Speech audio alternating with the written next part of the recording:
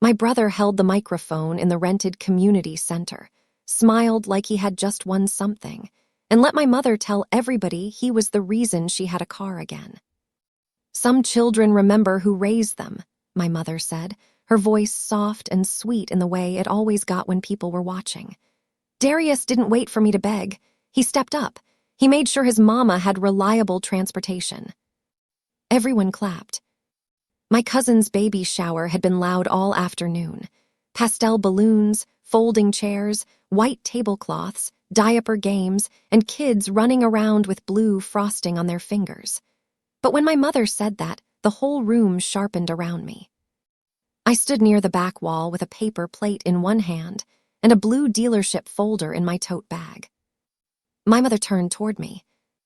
"And Maya," she added, with a smile that looked gentle if you didn't know her, "well, Maya has always been careful with her money, sometimes too careful, but everybody helps in their own way." A few people laughed. Not loudly, not cruelly, just that uncomfortable little family laugh people give when they think a mother is teasing her daughter and they don't want to make it awkward. My brother laughed too. He was still holding the microphone. My mother stood beside him in a lavender dress, one hand pressed to her chest like she was trying not to cry. She had arrived in the silver Honda parked right outside the entrance. The car she said my brother bought for her. The car whose payment notices came to my apartment. The car whose insurance paperwork had my name attached to it. The car that had damaged my credit before I even understood what had happened. My name is Maya Brooks. I was 35 years old when my mother praised my brother in front of half our family for buying her a car, then called me too selfish to help. I did not scream. I did not correct her from across the room. I waited because the truth was already in my bag. In my family, Darius was not called the golden child. My mother would have said she loved us the same, but the rules were different for him. Darius could forget. I had to remember. Darius could struggle. I had to understand. Darius could need money. I had to be grateful I was responsible enough to have some. By the time we were adults, the pattern had hardened into something everybody treated like weather. Darius was charming, impulsive, and always getting himself together. I was steady. That word followed me around like a bill. Steady meant I could fill out forms, call insurance companies, organize birthdays, remember medication refills, and quietly send money when someone had an emergency. I worked at an elementary school in Decatur, Georgia, as the front office coordinator. I knew how to keep paperwork clean and people calm. That was my gift. That was also how my family used me. My mother, Patricia Brooks, was beautiful, charming, and allergic to embarrassment. That mattered later. The car trouble started in March, when my mother's old Nissan died in a Kroger parking lot. She called me first, not Darius. She always called me first when something was actually wrong. I drove through traffic, found her waiting with the hazards blinking, called a tow truck, and paid the driver because her card was acting funny. The mechanic called the next morning. The repair would cost more than the car was worth. My mother cried softly on the phone, the kind of crying that made practical questions feel cruel. "I can't be without a car, Maya. I have appointments. I have church. Your brother works all the way in Smyrna. He can't be running me everywhere." I was at my desk with the school nurse waiting for a student's emergency contact form. I closed my eyes. "We'll figure it out," I said. That sentence was where the problem began. Way. My mother loved that word when I was the one doing the figuring. For 2 weeks, I drove her to appointments, groceries, church, and the salon. Darius came by once, brought fried chicken, posted a picture kissing her forehead, and wrote, "Anything for my queen." My mother sent me the screenshot. "Your brother has such a good heart," she said. I was picking up her blood pressure medication when I read it. I said, "That's nice." She heard the flatness in my voice. "Don't be jealous of your brother's love for me." 2 weeks later, she asked me to go with her to look at used cars. "I just need you to read the paperwork," she said. "You know how people try to take advantage of women." That part was true, I told myself I was going to protect her. We went on a Saturday morning.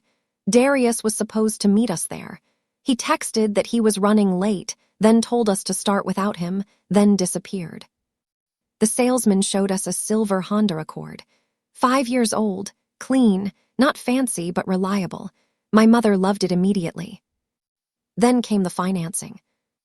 My mother's credit was bad, worse than I knew. Late payments, collections, and a charged-off store card. The salesman said they could still work with her, but the interest rate would be brutal and she needed a stronger cosigner. My mother looked at me. I said no. Not loudly, not cruelly, just no. Mom, I can help you look for something cheaper. I can help with a down payment, but I'm not cosigning. Her face changed. The softness left first. Then the embarrassment came in. I wasn't asking you to buy it, she said. I know, but cosigning means I'm responsible if payments aren't made. I make my payments. The salesman looked at his computer. I did not. I'm not cosigning, I repeated. That night, Darius called me and told me to help her get it. When I told him to cosign himself, he laughed and said his credit wasn't set up like that. Then he accused me of acting better than everybody because I had a little job with benefits. There it was, the family translation. Responsible became arrogant. Careful became selfish. Boundaries became superiority. I'm not taking out a car loan for Mom, I said. She raised us. She did, and I help her, but I'm not risking my credit for a car she can't afford. He got quiet, then said, You cold, you know that. I hung up. For a few days, my mother did not call. Then, suddenly, she was sweet again. She said she understood. She said Darius was helping her talk through options. She asked if I could come by and help her upload documents to a dealership portal because these online forms are too much. I should have been more careful. I know that now. But when your mother sounds tired and embarrassed, and she tells you she just needs help with a computer, you don't always see the trap. I went to her apartment after work. Darius was there, sitting at the kitchen table with his phone in his hand. My mother had a folder of papers beside an old laptop.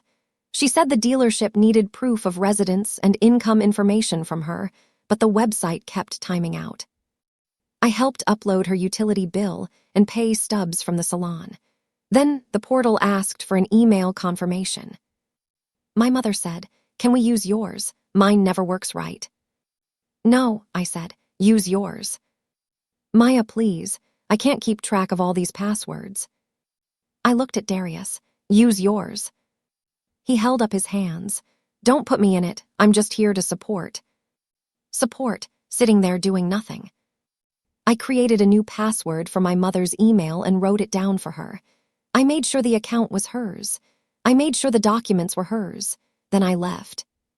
For a while, I thought that was the end of it. My mother got the Honda the following week. She called me from the driver's seat, laughing. God made a way, she said. How? Darius helped. What does that mean? It means my son came through. Did he cosign? Maya, why can't you just be happy for me? Because I asked a simple question. She sighed. He helped with the down payment and talked to the right people. Not everything needs to be investigated. That was not an answer. But I let it go because the car was not in my driveway. The payment was not coming from my bank account, and I had said no clearly. At least I thought I had. The first letter came 6 weeks later. It was from the finance company. I almost threw it away because I didn't recognize the name. Then I opened it and saw the words automatic payment failure notice. The account holder name was mine. Maya Brooks. The vehicle was a silver Honda Accord. The payment was 12 days late. At first, I thought it was a mistake. Maybe they had my address because I helped upload documents. Maybe my name had been entered somewhere accidentally. I called the finance company. After 20 minutes on hold, a woman named Carla asked for the last 4 digits of my social security number. I gave them, still expecting confusion. She found the account. My account. She said I was listed as primary borrower, not cosigner. Primary. I sat down on the floor of my kitchen because my legs felt strange. There has to be a mistake, I said. I did not buy a car. Carla's voice became careful. Ma'am, the purchase agreement has your electronic signature. I did not sign anything. She emailed the contract.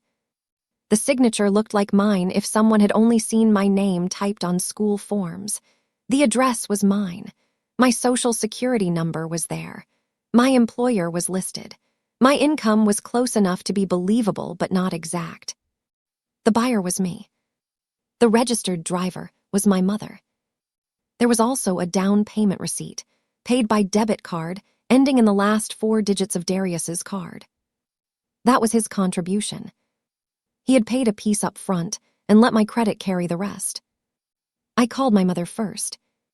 She didn't answer. I called Darius. He answered on the second ring. What's up? The Honda loan is in my name. Silence. Not confusion, not shock, silence. That silence told me more than any confession. Darius. He exhaled. Look before you get all worked up. My name is on the loan. It was the only way to get Mom into something safe. I said no. You said no to co-signing. You put me as primary borrower. You weren't supposed to find out like this. That sentence was the floor dropping. Betrayal did not feel like anger at first. It felt like distance. Like my body moved 2 steps away from the room while I stayed there, listening to my brother explain why stealing my consent was more convenient than respecting it. Who signed my name? I asked. He did not answer. Was it you or Mom? Maya, don't make this ugly. You made it ugly when you used my social security number.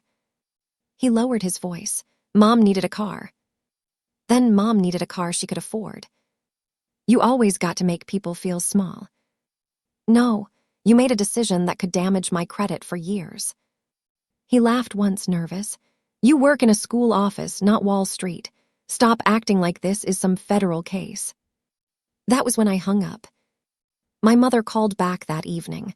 She cried, then admitted enough without meaning to. Darius had handled the paperwork. She knew he found a way, and when I called it using my identity, she snapped. You should say your mother needed help, and your family came together. No, my family came together around my credit score. You have always been so hard. I'm hard because I don't want a car loan I didn't sign. You act like I'm some stranger. No, Mom, a stranger wouldn't have known enough to fill out the forms. She went quiet. Then she said the sentence that stayed with me longer than all the others. You weren't using your credit for anything anyway. I did not cry that night. I printed everything. The contract, the payment failure notice, the insurance email, the down payment receipt, screenshots from my credit report, and notes from my call with the finance company. I put it all in a blue folder from my desk drawer. Then I froze my credit. For the next month, I tried to fix it privately. That matters. I did not run to the police first. I did not post on Facebook. I did not embarrass anyone. I called my mother and Darius to my apartment on a Sunday afternoon. I put the folder on the coffee table and told them they had 2 options: refinance the car into their names or return it. Darius arrived late. My mother arrived offended. She sat on my couch without taking off her sunglasses. I don't like being summoned, she said. I don't like getting collection notices for a car I didn't buy. Darius leaned against my kitchen counter and said they were handling it, but they had already missed the first payment and the loan was still in my name. I want the car refinanced within 30 days, I said. If you can't refinance, return it.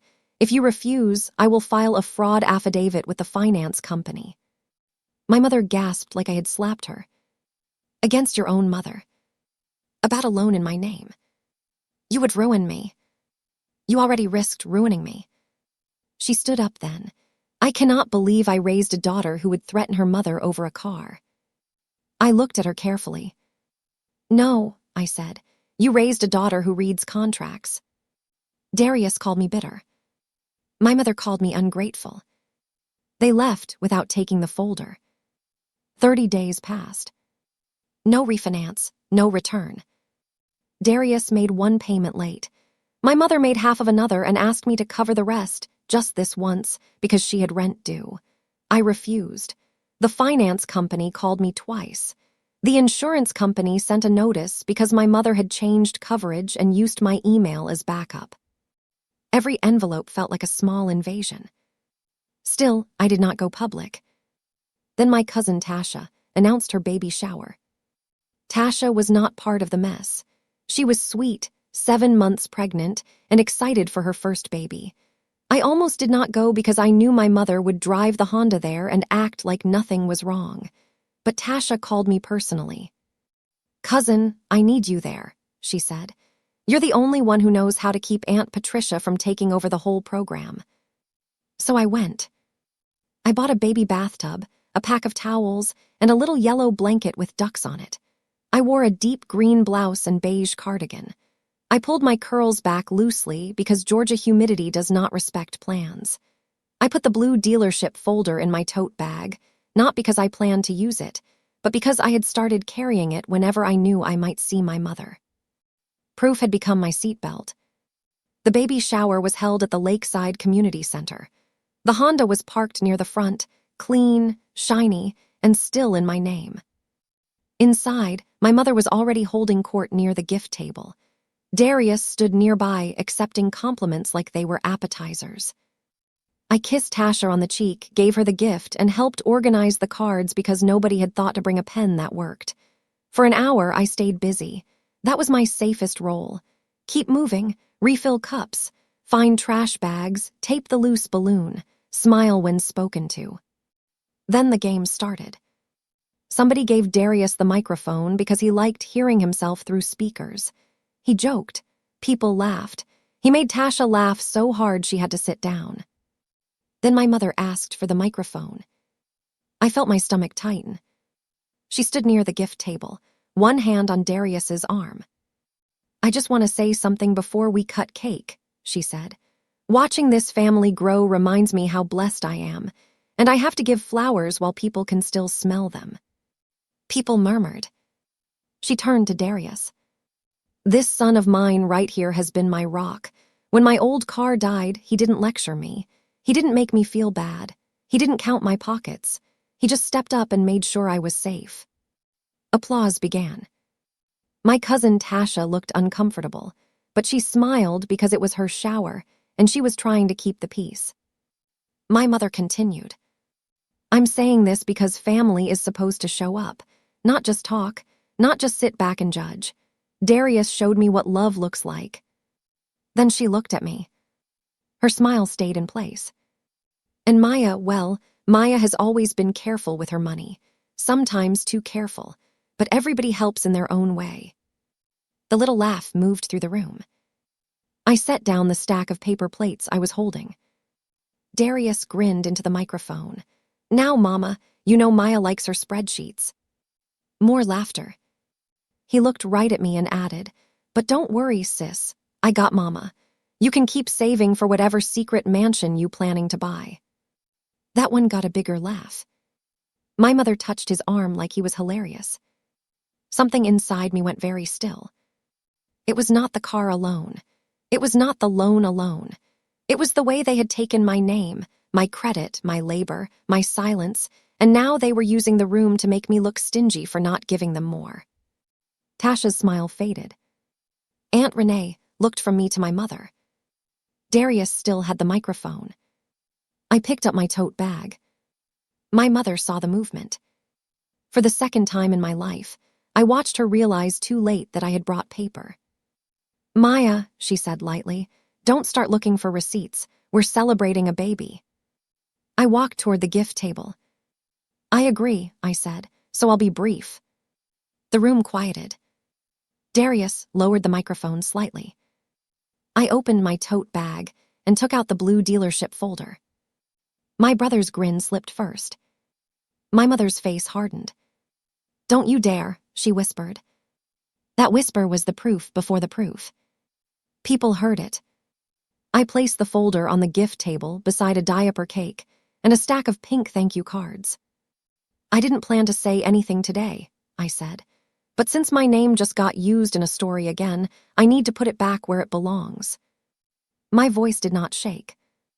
Darius stepped toward me. Maya, this ain't the place. You helped make it the place when you took the microphone. Tasha's best friend quietly took the microphone from his hand. That small act changed the room. My mother laughed once, sharp and fake. What is this? You brought a folder to a baby shower. Yes, I said, because you brought a lie. Nobody laughed that time. I opened the folder. The first page was the finance agreement, the dealership logo at the top, the buyer name printed clearly. Maya Brooks. I turned it toward Aunt Renee, who was closest. This is the loan agreement for the silver Honda outside, I said. The one Mom just said Darius bought for her. Aunt Renee leaned in, then looked up slowly. Darius said, that do mean what she's making it sound like. I took out the late payment notice. This came to my apartment 6 weeks after she got the car. My mother's voice was low. You are humiliating yourself. No, I said. I've been humiliated quietly. This is different. I took out the down payment receipt. This is what Darius paid, I said. A down payment, that's it. Darius pointed at me. You better watch how you talk about me. I looked at him. Or what? You'll open another account in my name. The room changed again. Not louder, colder.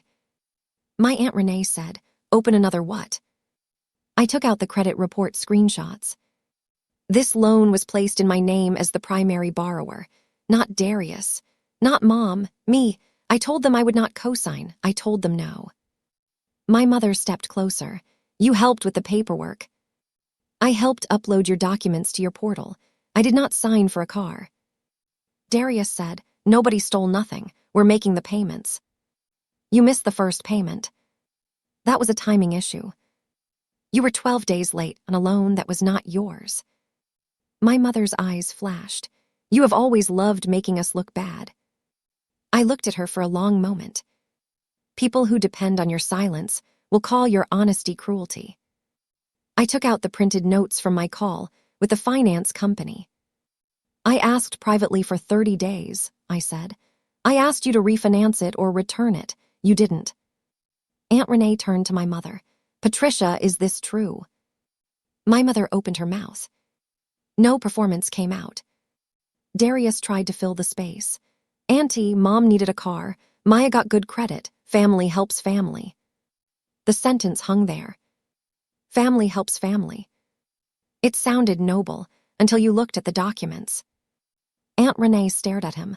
Did she agree? Darius looked away.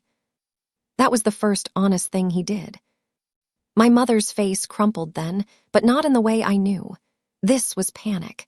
The kind that comes when the room does not move the way you expected. I was going to make it right, she said. When? I asked. When I could. You told everyone he bought it. He did help. You told everyone I was too careful with my money. You are. I was careful because I knew what would happen if I was. Aunt Renee picked up the finance agreement with 2 fingers like it was evidence in a kitchen table trial. Patricia, she said, her social security number is on this. My mother said nothing. Darius rubbed the back of his neck. Y'all acting like we strangers. This is family business. Tasha, still sitting under the balloon arch, said quietly, Then why did y'all announce it in public? The room went completely still. I looked at my cousin. She looked tired and pregnant and disappointed, but her voice had landed exactly where it needed to. My mother turned on her. Tasha, this is your day. Don't get involved. Tasha rested one hand on her stomach. It was my day when you took the mic too. Nobody spoke. That was the moment the room left my mother. Not loudly, not dramatically. It happened in glances, in aunties looking down at the papers, in cousins turning away from Darius, in one uncle shaking his head near the punch bowl, in the absence of someone rushing to comfort my mother. For once, nobody saved her from the truth she had created. I removed one final page. It was the fraud affidavit form the finance company had emailed me. Blank, except for the parts I had filled in. My mother stared at it. "What is that?" she asked. "My next step." Her voice dropped. "Maya." There was my name again, not as a daughter, as a warning. "I haven't submitted it yet," I said, "because I wanted to give you a chance to fix it without legal paperwork." Darius laughed, but it came out thin. "Legal paperwork? You trying to send your mama to jail over a car?" "I'm trying to remove my name from a loan I did not authorize." "You know what that could do?" "Yes," I said. "That's why I warned you privately first." My mother looked around the room, as if someone might rescue her. No one did. Aunt Renee set the finance agreement down and said, "Patricia, you need to fix this." My mother whispered, "I needed a car." Aunt Renee's voice was calm. "Then you needed to get one without using your daughter." My mother blinked like she had been slapped. That was the first time I heard another adult in my family say the plain thing without decorating it. Darius grabbed his keys from the table. "I'm not doing this." "You are," Aunt Renee said. He froze. "You stood up here and took credit," she said. "Now stand here and answer." Darius looked at me with pure hatred for about 3 seconds. Then he looked at the floor. "I made the down payment," he muttered. "And the loan?" Aunt Renee asked. He said nothing. My mother sat down in a folding chair. For the first time all day, she looked like a woman who could not perfume her way out of what she had done. I gathered the papers slowly. "I'm not asking for a scene," I said. "I'm asking for action. The car gets refinanced or surrendered. My name comes off the loan. My credit stays frozen. No one uses my information again. If this is not resolved, I submit the affidavit." My mother's eyes filled. "You would really do that to me?" I looked at her. "I'm doing it for me." That was the difference she never understood. To her, every boundary was an attack because she believed access to me was part of motherhood. My money, my time, my forms, my silence, my credit. She thought if she needed something badly enough, the word no became negotiable. It was. The baby shower did not end after that, but it never recovered its old shape. People still ate cake because people always eat cake in uncomfortable rooms. Someone restarted the music, but softer. My mother stayed in the chair. No one gathered around her. That might have been the first real consequence. Not the papers, not the affidavit, not even the car. The silence around her. For my mother, attention had always been oxygen. That day, the room held its breath and did not give it to her. When I left, I carried the blue folder against my chest. Tasha followed me into the hallway. "I'm sorry," she said. I shook my head. "This wasn't your fault." "I know, but I'm sorry they did that here." I looked back through the open doorway. My mother was sitting alone, while Aunt Renee spoke to Darius near the punch table. Tasha touched my arm. "I'm glad you had the papers," she said. "So am I." "You always have papers." I laughed softly. This time it did not feel like an insult. The next week was ugly. My mother called me 17 times in 2 days.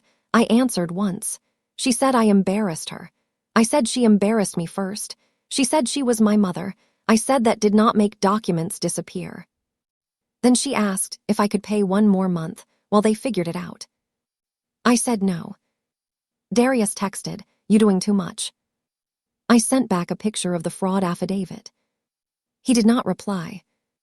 Aunt Renee called 3 days later and told me the truth nobody wanted to say out loud. Darius could not refinance the car, and my mother could not either. "They need to surrender it," I said. "She says you're taking away her independence." "No," I said, sitting in my car outside the school while the buses pulled away. "I'm taking back mine." The Honda was surrendered 2 weeks later. Not gracefully. My mother told people she decided to downsize. Darius said the dealership had played games. But my aunt knew. Tasha knew. A few cousins knew. More importantly, the finance company knew enough to begin correcting the account after I submitted documentation showing I had disputed the purchase and frozen my credit. It did not disappear overnight.